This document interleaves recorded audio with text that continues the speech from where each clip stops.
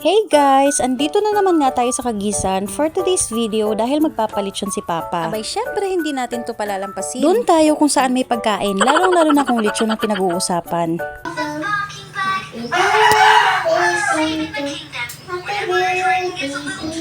Enjoy talaga! O diba? May pa-birthday song greeting nga kaagad itong si Zane sa kanyang tito. Birthday nga ngayon ni Louie, kaya may palitsyon. Maaga nga silang nagpakulo ng mainit na tubig para sa pagkatay ng baboy. At nag-worry nga ako ng sobra-sobra nung bumuhos yung malakas na ulan. Baka hindi matuloy ang litsyon dahil basa ang mga panggatong. Ay, wag naman. Pero ayun, nagpabida-bida lang ng very slight yung ulan at tumila din kaagad. Kaya tuloy ang litsyon mga mare. Ay! Maliban sa litsyon ay nagkatay rin sila ng manok ng kapitbahay. Charis! Katamtaman lang nga ng laki ng baboy yung kinatay nila at yung kalahati nun yung ililitsyon. Yung kalahati naman ay lulutuin na ibang putahe para may choice naman na ibang ulam. Habang busy nga yung mga tao dito, ay itong si Zane nga ay busy rin sa paghakot nitong mga bao na hindi ko alam kung para saan. At pagkatapos niyang magpagod sa walang kwentang bagay, ayan, at lumamon na kaagad. Yung kalahati ng baboy na pangputahe ay inadobo lang nila yung laman at ang aking mother-in-law yung nagluto. Yung mga buto-buto naman ay nilaga. At dahil luto na nga yung adobo, kailangan nating umiwas mga mare, baka maaga tayong makapagmukbang. Pinuntahan namin ni Zane yung papa niya at malayo pa nga lang kami ay nakita ko na yung nakatayong bote ng gin sa kanilang tabi. Pagkaaga namang tumagay ng mga ito. Huwag masyadong tumutok sa tagay dahil baka hindi malutong ang balat mamaya. Outside di kulambo ka talaga pag nagkataon. Alam niyo ba, dito maganda maghanda sa Kagisan kasi ang daming angka ng asawa ko dito kaya wala kang problema sa mga tutulong sa'yo sa paghahanda at pagluluto. After a while nga ay naluto na rin itong ating lechon pero kailangan nating magpigil ng sarili. Hindi pa tayo pwedeng kumurot sa lechon dahil hindi pa nga nakakantahan ng happy birthday yung celebrant. Maya-maya nga lang ay napuno na ng bata dito sa bahay nila mama. Lahat nga pala ng mga yan ay pinsan ni Zane. And fast forward at naluto na nga lahat ng handa kaya ready na tayo sa pagkanta ng happy birthday. Pero syempre, inuna muna yung pag-bless ng food pati na yung prayer para sa celebrant. Wala nga palang kuryente dito kaya solar lang yung gamit namin. After nga ng prayer, kinantahan na namin si Louie. Happy birthday to you.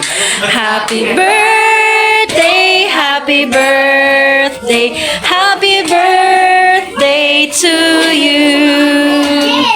Feel talaga ni Louie yung kantang happy birthday sa kanya. At yun nga at nagkadumugan na dito sa lamesa. Pakwan nga lang pala yung kinain ko dahil diet ako. Hindi tayo maglulukuhan for today's video. Super madilim na nga dito sa aming paligid dahil isang solar lang yung gamit namin. Tapos 2 bulb lang yung napailaw ng generator. Pero sobrang nag-i-enjoy pa rin ito si Zane at niyaya pa nga yung lolo niyang sumayaw. At maya-maya pa nga ay nagsimula na ang pasing-along at nangunguna nga itong aking mother-in-law. Basta may kantahan ay palaban talaga itong si mama at maya-maya pa nga ay tumabi na sa kanya si papa. Ay baka naman lang gamin kayo niyan. Umalis nga agad si Louie sa tabi nila dahil siguro hindi siya makarelate kasi wala naman siyang love life. Tapos itong si Twinkle at si Micah ay pangiting-ngiti nga lang dito sa tabi pero for sure naiinggit yung mga yan kasi nga malalayo yung mga jowa.